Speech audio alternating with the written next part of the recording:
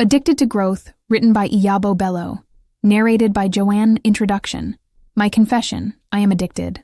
Not to alcohol. Not to drugs. Not to social media. I am addicted to doubt. And I am addicted to comfort. For years, this addiction shaped my life. I was the master of starting strong, dreaming big, and saying, yes, I can do it. But almost immediately, my brain would sneak in a whisper, what if you fail?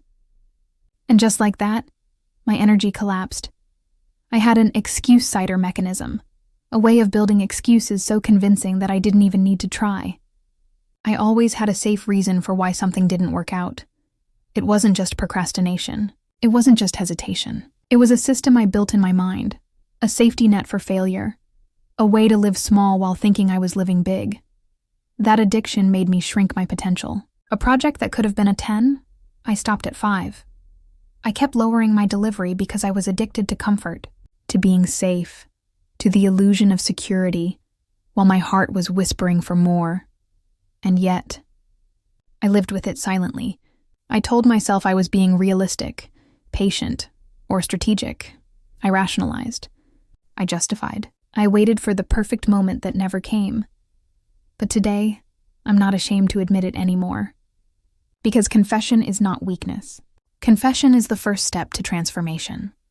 This book is my journey, and perhaps yours too, of breaking the addiction to doubt and comfort, and choosing a new addiction, discipline, growth, and execution. It's about waking up to the truth that your dreams are not limited by the world around you, but by the addictions you harbor within yourself. It's about learning to identify the patterns that hold you back, and finally choosing a path that propels you forward. If you have ever started something with fire in your chest, only to watch it fizzle out in silence, if you have ever convinced yourself that comfort is safety when it is actually a cage, this book is for you. Here, we will confront the things we rarely admit out loud, the doubts, the comforts, the excuses, and transform them into power, clarity, and relentless forward motion. The question isn't if you can break free. The question is, are you ready to choose your addiction wisely?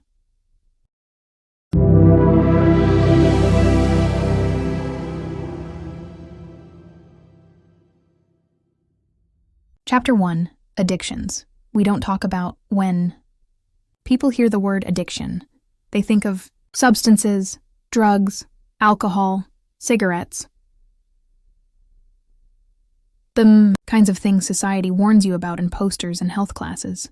But there's another kind of addiction, one that doesn't come in a bottle or a needle. It comes in your mindset, and it is just as destructive. You can be addicted to fear. You can be addicted to excuses. You can be addicted to comfort. At first, these addictions don't look like problems. They look normal, harmless, rational. Fear looks like being cautious. Excuses sound like valid reasons. Comfort feels like self-care or taking it easy. And that's what makes them so dangerous. They are invisible addictions, socially acceptable, sometimes even praised. Think about it. When you choose not to step forward because you're afraid, people may say you're being wise. When you explain away your lack of results, others may agree with your good reasons. When you choose comfort over growth, people may applaud you for not stressing yourself. But deep down, you know the truth. These addictions are robbing you of your destiny. The addiction of fear is one of the most common silent addictions. It convinces you to stay safe. It whispers, don't take that risk. Don't put yourself out there. Don't try, because you might fail. Fear becomes addictive because it protects your ego. As long as you don't try, you don't have to deal with failure. But here's the catch. When fear wins, you lose twice. You don't just lose the opportunity. You lose the chance to see who you could have become. The addiction of excuses. Excuses are another form of addiction. They make failure feel comfortable. They give you a soft landing every time you fall short. Excuses sound intelligent. They sound convincing. The timing wasn't right. I didn't have the resources. Other people let me down. But here's the truth. Every excuse you hold on to becomes a chain around your potential. Excuses feel good in the moment, like a shot of instant relief, but they leave you weaker every time. The addiction of comfort. And then there is comfort, the most dangerous addiction of all. Comfort is addictive because it's easy. It doesn't demand discipline. It doesn't require sacrifice. But comfort is a beautiful prison. The walls look soft. The bed feels warm, but the door is locked, and it locks from the inside. Comfort convinces you to stay still when you should move. It convinces you to wait when you should act. Every day you stay in comfort is another day stolen from your destiny. The silent danger. Unlike drugs or alcohol, no one stages an intervention for comfort. No one checks you into rehab for excuses. No one puts warning labels on fear. That's why these addictions are so deadly. They are invisible, socially acceptable, and they eat away at your purpose silently. But here's the good news. The moment you can name your addiction, you can confront it. The moment you stop calling it patience or being realistic and start calling it what it is, fear, excuses, or comfort, you begin the process of freedom.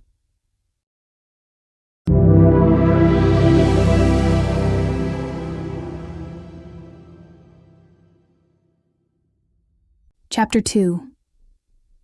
The cycle of doubt. For me, doubt wasn't a one-time visitor. It was a routine, a cycle, a pattern that repeated so many times, I could almost predict it. Here's how it went. Step 1. Inspiration. Struck I'd wake up with an idea. A new business, a new plan, a fresh strategy. My heart and my mind would finally agree. Yes, I can do this.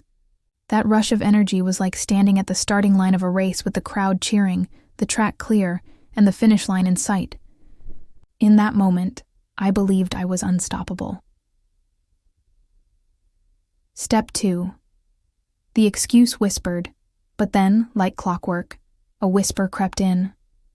My brain, clever, rational, almost too smart for its own good, would ask, but what if you fail? That question seemed innocent, but it carried poison. It was like planting a seed of fear in the middle of my garden of inspiration. And because I entertained it, that seed grew roots. Step 3. The power drained. Suddenly, all that energy I had, gone. Instead of preparing for success, I started preparing for failure. I would begin imagining worst-case scenarios. I'd tell myself I was just being realistic, making a backup plan, being practical. But the truth? I was building cushions for my failure before I even gave myself a chance to win. That's like training for a marathon by practicing how to fall, instead of practicing how to run. Step 4.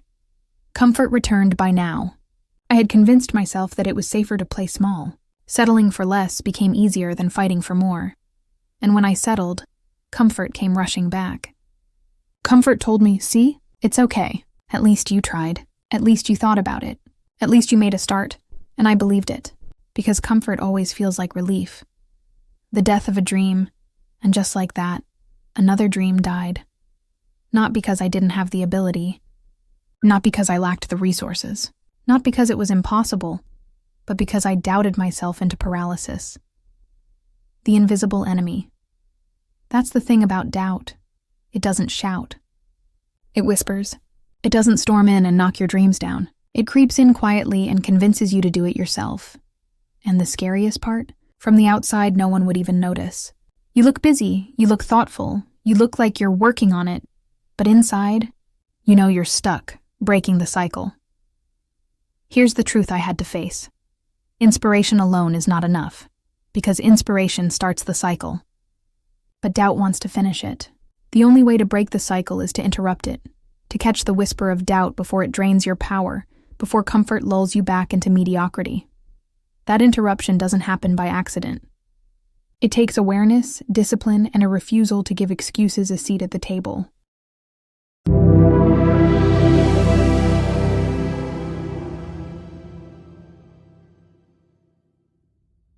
Chapter 3. Comfort. The silent killer. Doubt may slow you down, but comfort buries you alive. Comfort is tricky because it doesn't look like the enemy. It feels warm, it feels safe, it feels easy. Comfort tells you, you've done enough for today. Don't stress yourself. You can always do it tomorrow. But here's the truth. Comfort is not your friend. Comfort is a prison cell disguised as a luxury hotel. The sheets are soft. The view is nice. The food is delivered to your door, but the doors are locked, and the longer you stay, the harder it becomes to leave. The slow death of purpose comfort is the reason a task that should take 1 day stretches into 6 months. Comfort is the reason a project meant for 2 months drags on for 5 years. And here's the dangerous part. When you're in comfort, you don't feel like you're losing. You feel like you're resting. You feel like you're pacing yourself.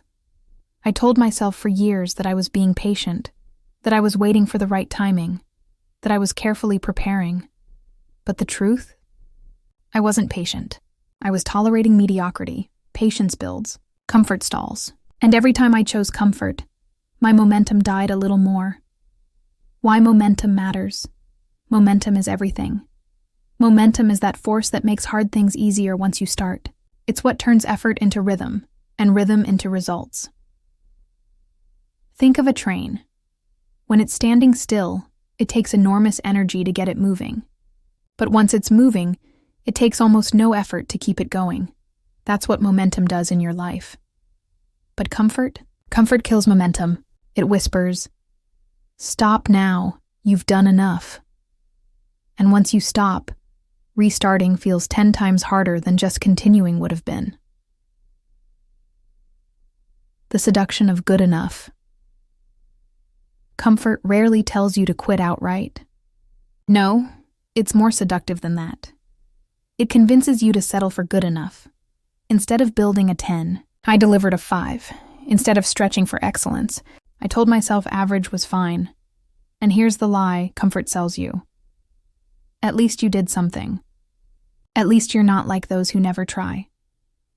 But deep down, I knew. I knew I was capable of more. I knew I was cheating myself. Comfort doesn't kill you with a sword. It kills you with a pillow. Slowly. Quietly. Almost gently. The illusion of safety comfort feels safe. But it's an illusion. Because the longer you stay comfortable, the more life passes you by. Opportunities don't wait forever. Doors don't stay open indefinitely. And when you're addicted to comfort, by the time you finally decide to move, the moment is gone.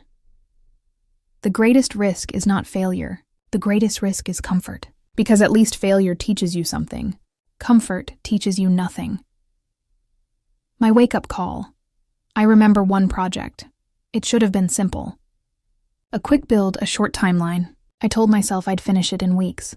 Instead, months passed, then years. I kept finding reasons to delay. The timing isn't right. I'll start once I have the perfect team. Let me gather more research first. But the truth was, I was addicted to comfort. I didn't want the pressure. I didn't want the stretch. And one day I looked up, and what should have been a 2-month success had turned into a 5-year delay. That was my wake-up call. Comfort doesn't just steal your time. It steals your energy. It steals your destiny.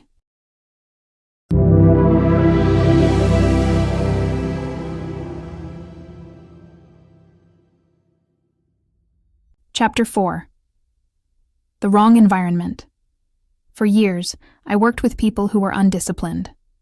People who didn't care about deadlines, growth, or results. Why? Because I wasn't disciplined either. I wanted to eat my cake and have it. I wanted to dream big and deliver big, but with people who weren't wired for that kind of success. And because I wanted to be liked, I didn't demand more. I avoided accountability. I didn't set KPIs. I didn't enforce deadlines. I told myself I was being understanding and accommodating. But in reality, I was building a culture of excuses. The result? They did what they liked, and my dreams suffered for it. The mirror effect. The people around you are a reflection of what you tolerate. If you tolerate lateness, you'll be surrounded by people who show up late. If you tolerate excuses, you'll attract excuse makers. If you tolerate mediocrity, excellence will never come knocking. The truth is, my team was undisciplined because I was undisciplined. They mirrored my lack of standards. I wanted to build something great without enforcing the greatness it required. I wanted people to magically perform without me setting expectations or boundaries. And what I discovered is this: when you lower the bar, people rarely raise themselves above it. The cost of being liked. I thought being liked was the same as being respected, so I avoided tough conversations. I avoided calling people out when they missed deadlines. I avoided asking the hard questions because I didn't want to seem too harsh, too bossy, too demanding. But here's what I learned the hard way. When you prioritize being liked over being effective, you lose both. The work doesn't get done, and people don't truly respect you either. They respect boundaries. They respect accountability. They respect leaders who expect more because those leaders bring out the best in them. Born ready versus always delaying. There are people in this world who understand the assignment. They don't wait for someone to chase them. They know the value of time. They respect deadlines. They move with urgency. And then there are those who don't. For too long, I worked with the latter. People who stretched one-day tasks into 6 months and 2-month projects into 5 years. People who could always find a reason to delay, and because I didn't enforce structure, their delays became my delays. Their lack of urgency became my lack of results. I didn't just hire the wrong environment. I enabled it. Cutting the noise this year, I made a hard decision. I cut my team down from 10, sometimes 14, to just 2. And even then, I realized one of them still needed to go, because she didn't have a growth mindset. She wasn't sales-driven. She wasn't data-driven, and I had to face a painful truth. If I want a disciplined business, I need disciplined people. If I want growth, I need growth-minded people. It's not personal, it's principle. The environment shapes. Your environment is not neutral. It will either pull you forward or hold you back. The wrong environment will normalize mediocrity. The wrong environment will kill urgency. The wrong environment will suffocate your dreams slowly, not with violence, but with complacency. And sometimes, the bravest thing you can do for your destiny is to walk away from people who are not walking toward theirs.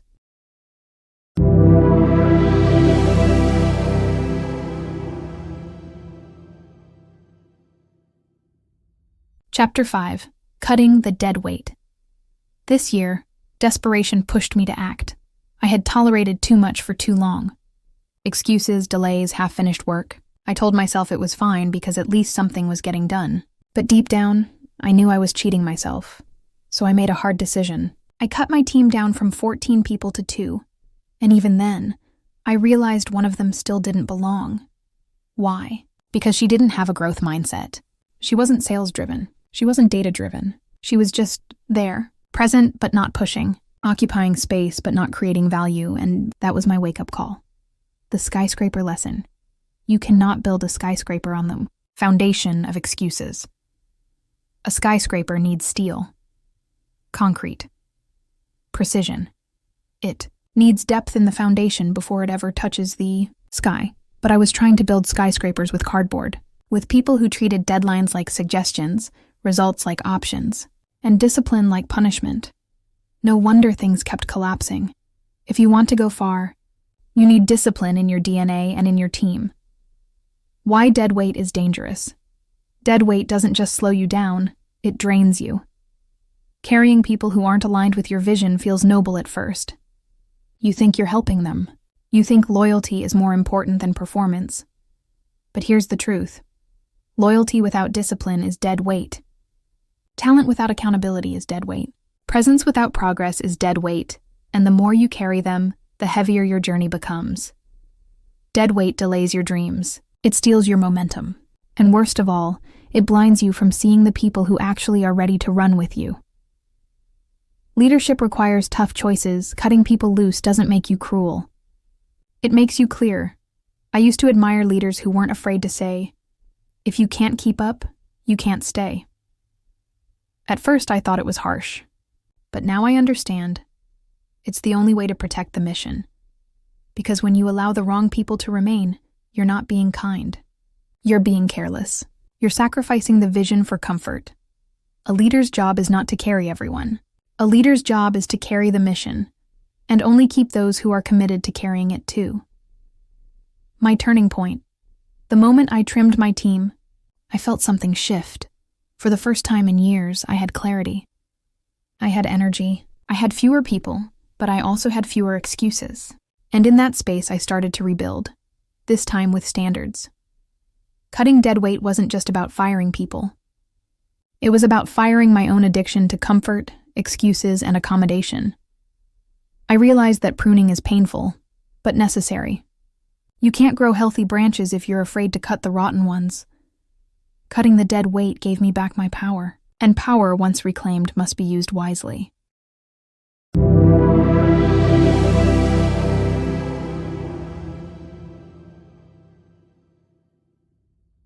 Chapter 6. The Addiction to Discipline. The truth is, the only addiction worth having is discipline. We live in a culture that glorifies motivation. People chase the next podcast, the next book, the next motivational video, and motivation is powerful, but it's also temporary. Discipline is permanent. Motivation says, "I'll do it when I feel ready." Discipline says, "I'll do it whether I feel ready or not." Motivation rides the waves of emotion. Discipline builds ships that sail no matter the storm. What discipline really means? Discipline means deadlines matter. Discipline means execution is more important than excuses. Discipline means you keep the promise you made to yourself long after the mood you made it in has faded. Discipline doesn't wait for perfect conditions. It moves anyway. It builds anyway. It delivers anyway. And here's the irony. Discipline is often painted as harsh, restrictive, even joyless. But in truth, discipline is freedom. Freedom from regret. Freedom from wasted years. Freedom from the frustration of knowing you could have done more. The builder's secret: look at the greatest builders of our time. Creators like Mr. Beast didn't build empires because they were lucky. They built them because they were obsessed, addicted to consistency, creativity, and relentless execution. They weren't the most talented at first. They weren't even the most resourced. But they were the most disciplined. They outlasted everyone else. Discipline compounds. Every small act of consistency builds momentum, and momentum builds empires. Success redefined: success is not about dreaming big. Success is about working bigger. It's not about the size of your vision. It's about the size of your discipline. A vision without discipline is just a fantasy. But discipline, even without the perfect vision, will take you further than you can imagine. Because once you start moving, vision grows clearer. Resources find you, and opportunities multiply. Becoming addicted to discipline. Addiction to doubt will paralyze you. Addiction to comfort will bury you. But addiction to discipline will transform you. Discipline is a muscle. The more you use it, the stronger it gets. And once you taste the results of true discipline, the freedom, the momentum, the progress, you'll never want to go back. Because discipline delivers something comfort never can. Destiny.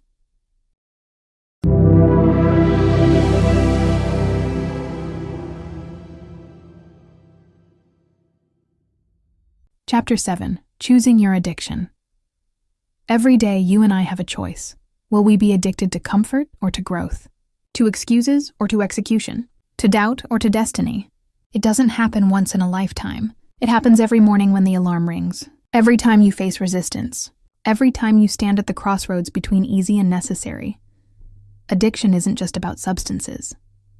It's about what we repeatedly turn to for relief, for escape, for identity. Some people turn to the bottle, some to entertainment, some to procrastination, and some, like me, to the false security of comfort. But here's the truth. Whatever you feed becomes your master. If you feed excuses, excuses will control you. If you feed comfort, comfort will own you. If you feed discipline, discipline will transform you. The hidden cost of comfort. Rarely calculate what comfort costs us. Comfort costs time, years wasted waiting for someday. Comfort costs opportunities, doors that close while we hesitate. Comfort costs identity, because eventually you forget who you were meant to be. Comfort feels free, but it's the most expensive addiction of all. The power of growth hurts. Growth stretches. Growth demands sacrifice. But growth also gives. It gives strength. It gives clarity. It gives momentum. And eventually, it gives freedom. Think about the people you admire most.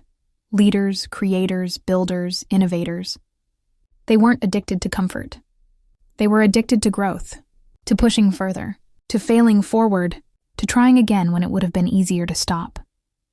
Their lives remind us of a simple truth. Discipline is painful, but regret is unbearable. The choice is yours. Doubt will visit you. That's human. Excuses will tempt you. That's natural. But addiction is a choice. Will you choose the addiction that steals or the addiction that builds? Because dreams don't die from doubt. They die from addiction to comfort. So choose your addiction wisely.